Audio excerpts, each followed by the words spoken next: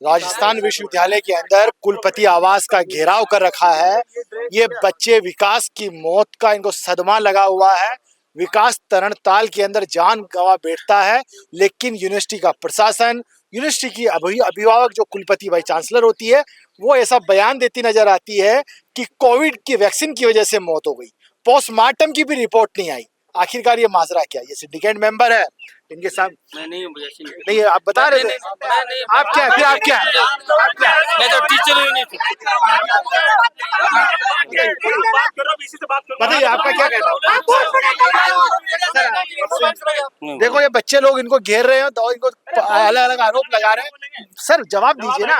इन्होंने तो संविधान दिया, सीधे सीधे दिया बोलने नहीं यार। बराबर है, बराबर है।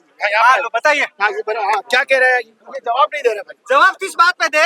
इन्होंने संविधान जो अभी हुआ ना, उसका पूरा राज्यपाल ने हमारे वो किया था उद्घाटन, उसमें भी इन्होंने चेंज कर दिया। भीमराव अम्बेडकर ने जो संविधान लिखा था ना, उनको ये विश्वविद्यालय प्रशासन ने चेंज कर दिया है। तो आप बताओ, विकास यादव जो हमारा भाई आज खत्म हुआ तरणताल में, विकास यादव जो हमारा भाई तरणताल में खत्म हुआ है, उसका जिम्मेदार पूरा प्रशासन है। जो हमारी मान रहे 1 करोड़ रुपए सरकारी नौकरी उसकी बहनों से पढ़ाई था खर्चा विश्वविद्यालय प्रशासन उठाए, और 24 घंटे से हम यहाँ पे डटे हुए, पूरी रात हम यहीं पे थे। और विकास यादव भाई था, हमें ये पूर्ण विश्वास है कि ये पोस्टमार्टम में भी गड़बड़ी कर सकते हैं। इसलिए एक सीनियर डॉक्टर जो रिटायरमेंट बताइए, अभी यहाँ पे जनाब खड़े थे कुर्ते पजामे पहन के, वो कौन थे? ये प्रमुख ने, ये राजस्थान विश्वविद्यालय थे जो दलालों में आते हैं ना, कुलपति थे, दलालों में इनका नाम आता है। कैसे? दलालों में इनका काम ये रहता है कि जाते बात पहुंचा दी, यहाँ आते सांत्वना दे दिया, घर पे जाते दाल रोटी खा ली, और वो भी पनीर के साथ में। ये जो प्रोफेसर थे, ये यहाँ पे आए हुए थे, इनका ये वो करवा रहे हैं, मीडिएटर हैं मैडम से, और हमारी बात करवा रहे हैं। तो शुरू में क्या हुआ था, सुबह हमने बोला कि वीसी मैडम को यहाँ बुला के लेके आओ, भी बात होगी, सबके बीच में ही होगी बात, वीसी मैडम आ जाए, बात कर लें, जो भी होगी सबके सामने होगी। तो इन्होंने बोला डेलीगेशन लेके आओ। फिर हमने डेलीगेशन बनाया 11 लोगों का वहाँ पे, और ये प्रोफेसर जो ये अभी यहाँ पे खड़े हैं ये थे, और चीफ प्रोटेक्टर थे वो।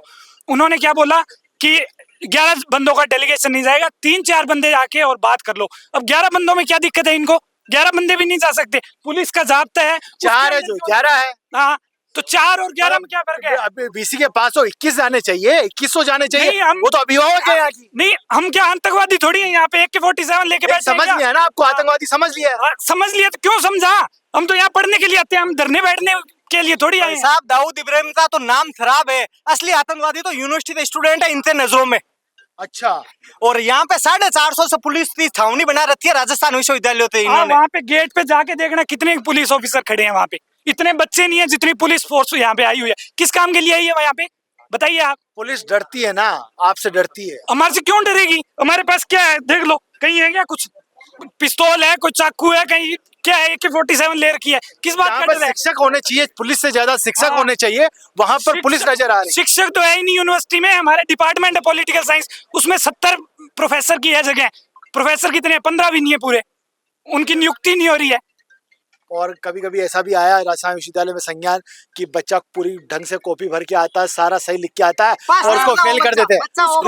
रिवेल में जाके उसको पास करते हैं। सिर्फ रिवेल की फीस लेने के लिए, सिर्फ और सिर्फ रिवेल की फीस लेने के लिए उसको फेल कर देते हैं।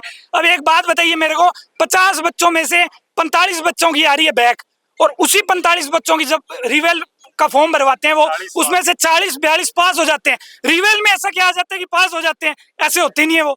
यूनिवर्सिटी प्रशासन में जो बंदा प्रोफेसर लगता है वो पढ़ा लिखा हुआ लगता है, वो बच्चों तो पास नहीं करवा सकता, तो कौन करवाएगा पास?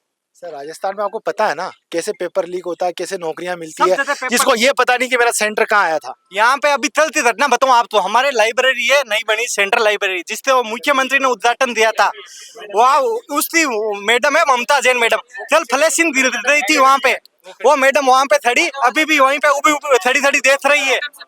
मैडम से ये चीज पूछो, फ्लैशिंग गिरने का कारण क्या है? हमारा तो सवाल पूछना है, हम निर्भीक पत्रकार है, सवाल दागेंगे, सवाल पूछेंगे, भले गर्दन कट जाए वरना दाग धब्बे लगा दे, लेकिन सवाल पूछना चाहिए। वर्तमान में मुद्दा हमारा मात्र ये है कि हमारा जो भाई जिसके साथ कल दुर्घटना हुई, सबसे पहले तो परमपिता परमेश्वर से हम यही मांग कर, परमपिता परमेश्वर का यही आशीर्वाद चाहेंगे कि दिवंगत भाई को की आत्मा को अपने श्री चरणों के अंदर स्थान दे। हम सभी को दुख सहन करने की हिम्मत दें। साथ ही साथ ये जो विश्वविद्यालय का निकम्मा प्रशासन है, मैं ये कह रहा हूँ कि वो जैसे आजकल इंस्टाग्राम पर वो हार्ड डे चैलेंज जैसा कुछ चलता है, अगर ऐसे बच्चे चैलेंज चलाए ना तो इनके गूदड़े फाड़ दें।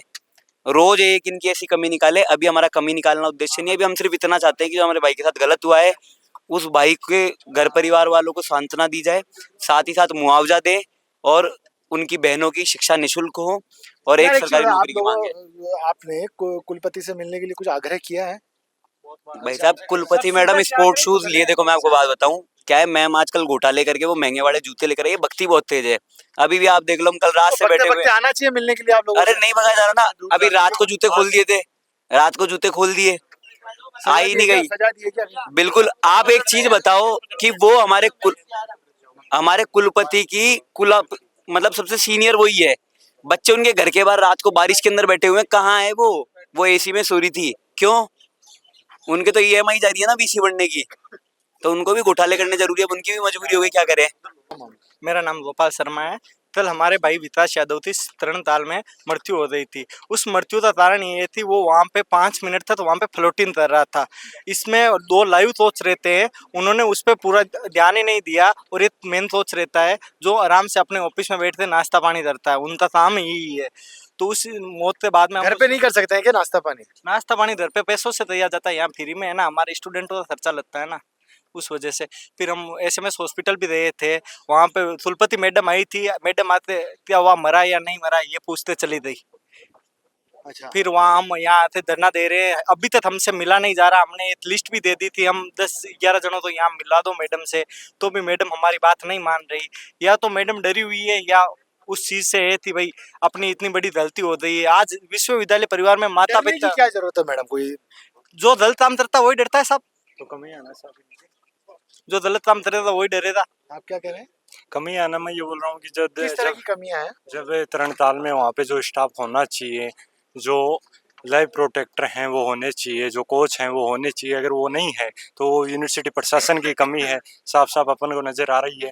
अब मैम उनको ये कमी अपनी छुपाने की कोशिश कर रही है। और मैम ने वहाँ पे भी आके कहा कि ये हो सकता है कि कोविशील्ड के कारण हार्ट अटैक आया हो और अपने भारत में बहुतों को आ रहे हैं, एक को और आ गया होगा।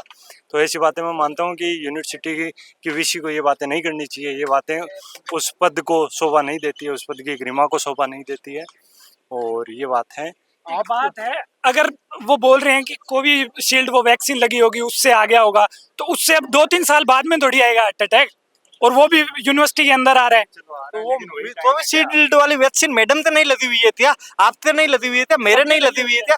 पूरे भारत में लगी हुई है। तो ये सरकार तो चुनौती दे रही है, मैडम तो सबसे बड़ी थी हार्ट अटैक की, पर ये समस्या सरकार करवा रही है। कोविशील्ड तो सरकार ने। मैडम डॉक्टर हैं कि यहाँ पे प्रोफेसर? हाँ। मैडम ऑलराउंडर है, मैडम अपने आप तो सब चीज समझती है। क्या क्या समझती है? मैडम जैसे अपने क्रिकेट में मैच होता है ना, एक बल्लेबाजी भी कर लेता है, फील्डिंग भी कर लेता है, गेंदबाजी भी कर लेता है, विकेट कीपर भी मैडम बन जाती है। बन जाती है? मैडम ऑलराउंडर है। देखिए, मैडम का प्रोफेशन तो वैसे डॉक्टर हैं, हमारी कुलपति मैम, इनको तो कुलपति बनाया गया है कुछ समय के लिए। ये डॉक्टर हैं, ये देखते ही बता देती है कि इसकी मौत कैसे हुई है, पोस्टमार्टम की इनको जरूरत नहीं पड़ती। ये देखते ही बोलती है कि हाँ इनको तो हो गया है, चलो कोविशील्ड के कारण हार्ट अटैक आ गया, ब्रेन हेमरेज हो गया होगा, इसमें हमारी कोई टेस्ट वेस्ट करने की जरूरत नहीं होती? नहीं उनको यमराज से संप्रत है, मैसेज आ जाता है इनके पास में। अच्छा मैडम को यमराज से मैसेज आया? हाँ, कुलपति है ना, तभी तो बाहर नहीं आ रही ना। अच्छा। यही बात है। मैं तो ये बोल रहा हूँ कि ये जो भी घटना हुई, आप ये जो घटना हुई है इसमें कल से बैठे हैं हम, 5-6 बजे शाम से बैठे हैं।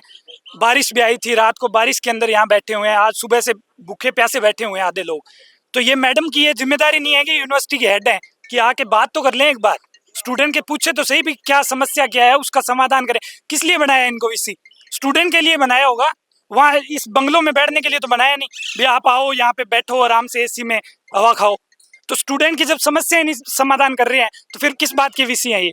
इनको अपने पद से इस्तीफा दे देना चाहिए, इससे बढ़िया। तो जब इनसे कुछ चीजें हैंडल ही नहीं हो रही है तो वीसी किस बात की है? अब आप क्या मांग रख रहे हैं? मांग यही है कि एक तो परिवार को मुआवजा दिया जाए, गरीब परिवार से आता था वो हमारा भाई, तो उनको 1 करोड़ का मुआवजा दिया जाए, और एक उनके परिवार में किसी को भी सरकारी नौकरी दी जाए, और उनकी 2 बहनें हैं तो उनकी पढ़ाई की जो भी जितना भी खर्चा हो, जितना भी उनका जितना भी रिसोर्सेज लगे वो सब प्रशासन दे, यूनिवर्सिटी दें। और जो भी इसके पीछे जो भी इसके जिम्मेवार लोग हैं, जैसे कि वहाँ पे वो हो गए स्विमिंग पूल वाले स्टाफ हो गया और हो गया, उनका इस्तीफा दिया जाए, हाथों हाथ उनको हटाया जाए उनके पद से। आपका क्या कहना हमारा ये कहना है कि हमारे भाई को न्याय मिले, उचित मुआवजा दिया जाए, उसकी बहनों को उच्च शिक्षा प्रवर्धन की जाए और उसके घर पे एक सरकारी नौकरी दी जाए। इसके अंदर जो भी जिम्मेदार है उन सबको इस्तीफा दिया जाए। हमारी यही मांग है। वीसी मैडम आके एक बार मिले, वीसी मैडम आके एक बार सबसे मिल ले, बात कर ले कि इसका समाधान निकाले। कल से बच्चे यहाँ भूखे बैठे हैं, बीमार हो रहे हैं, हॉस्पिटल जा रहे हैं। पहले से जो समस्या चल रही है उनका समाधान नहीं करे और बच्चे बीमार हो रहे हैं, उनका और कौन ध्यान रखेगा? यहाँ पे माँ बाप तो है नहीं, परिजन हमारे यूनिवर्सिटी वाले ही है ना, वो हमारा ध्यान नहीं रखेंगे तो कौन ध्यान रखेगा? है? आप क्या कहना है? सब लापरवाही देखिए। वीसी मैम सो रही है अंदर, बच्चे बाहर परेशान हो रहे हैं। वीसी मैम का दायित्व नहीं बनता कि एक बार आए बाहर, बच्चों की समस्या सुने, क्या सुने। मैम सेठानी की तरह अंदर रहती है, बच्चे क्या परेशान हो रहे हैं, क्या समस्या है बच्चों की, किसी के ऊपर कोई अंदाजा नहीं है क्या करना क्या नहीं करना। किसी पूछे तो सही भाई क्या परेशानी है, क्या नहीं है, क्या परेशानी है। और मुआवजा जो बच्चों की जो मुख्य मांगे हैं उनका एक बार आके ज्ञापन ले बच्चों से, कुछ तो सुननी चाहिए ना बच्चों का। हम बच्चों का कोई दायित्व नहीं बनता क्या? नहीं, वैसे बैठा रखा है वीसी मैम को, वैसे वीसी बना रखा है। उनको बच्चों ने ही तो बैठाया है यहाँ पे, और किसने बैठाया है? किससे फीस कहाँ से आ रही है वीसी मैम की? बच्चों की फीस से तो आ रही है, कहाँ से आ रही है फिर? मैम का है, आराम कर रहे हैं बच्चे, बाहर परेशान हो रहे हैं, धूप में बैठे हैं, कल शाम से यहाँ बैठे हैं बच्चे, कोई जवाब ही नहीं दे रहा क्या है, कोई जिम्मेवारी नहीं ले रहा क्या है, कौन क्या है, क्या करना है क्या नहीं करना है, कुछ ही नहीं करना। सब लोग बाग बैठे हैं आसपास में खड़े हैं और कुछ ही नहीं है।